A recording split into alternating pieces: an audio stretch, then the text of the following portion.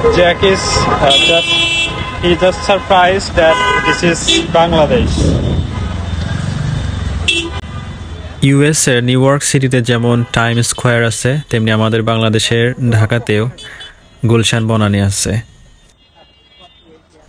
আমি যখন জ্যাককে পুরান ঢাকায় নিয়ে গেছিলাম তখন ওখানে অনেক জ্যাম ছিল আর ওখানকার পরিবেশটাও মানে ওই সারফেসটা খুব একটা ভালো ছিল না, অনেক পুরাতন বিল্ডিং ছিল এবং রাস্তাঘাট খুব একটা ভালো ছিল না। তো ও কি করতেছিল, পিক উঠাচ্ছিল, ভিডিও করতেছিল, হয়তো বা ও এইগুলো নিয়ে ওর ফ্রেন্ড সার্কেলকে দেখাইতো চায়নাতে গিয়ে।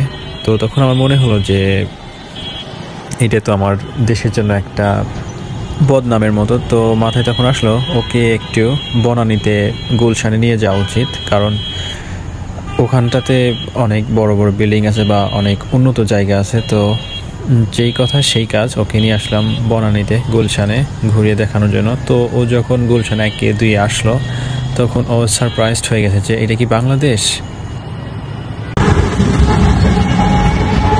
Hey Jack, what? Start now. Start. Sing a song. Sing a song.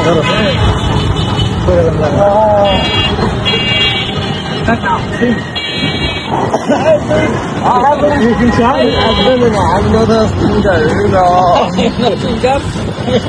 You know Kung Fu. Right now we are in Gulshan. Era Tuna 1. Era Tuna 1. Karat. Kung Fu Karat. What? আমরা ছোটবেলা সবাই জানতাম যে যারা Chinese তারা সবাই kung fu কেরাতে জানে। So আমার দুলা ভাই ওকে জিজ্ঞেস করছিল যে তুমি কি কুমফু জানো। আরে দৌড় দিব না। সত্যি কথা বলতে এর আগেও আমি কখনো গুলশান বনানীতে আসি নাই, এটা আমার দ্বিতীয়বারের মতো আসা। তো এসে দেখলাম যে আসলেই এটা অনেক উন্নত জায়গা, একদম ইউরোপ আমেরিকার মতো। সো পাশে যে বিল্ডিংটা আমি জুম করলাম হিওয়াই, ওইটা হচ্ছে চাইনিজ কোম্পানির একটা ফোন। সো ও দেখে বলে যাও এটা তো আমাদের চাইনিজের প্রোডাক্ট। সো ইমরান যেহেতু বনানীতে থাকে ও আমাদেরকে গাইড করতেছিল যে হ্যাঁ এখানে যেতে হবে, এখানে দেখার কিছু আছে বা এই জায়গাটা অনেক উন্নত। আর আমরা একটা রিক্সাতে করে ঘুরতেছিলাম, কারণ আমরা যদি 4 জন 2টা রিক্সা নিতাম তাহলে ওরকমভাবে মজা হতো না। সো যাতে আমরা একসাথে মজা করতে পারি, যার কারণে আমরা 4 জন একটা রিক্সাতে উঠে ঘুরতেছিলাম। আর ও এর আগে কখনো রিক্সাতে ওঠে নাই, কারণ We are in now Gulshan 2. Yeah.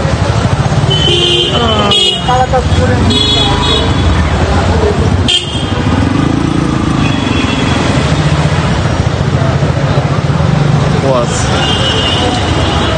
Jack, where are you now? Say I'm in Bangladesh. In Bangladesh. I am in Bangladesh. No, I'm in Bangladesh. Yeah.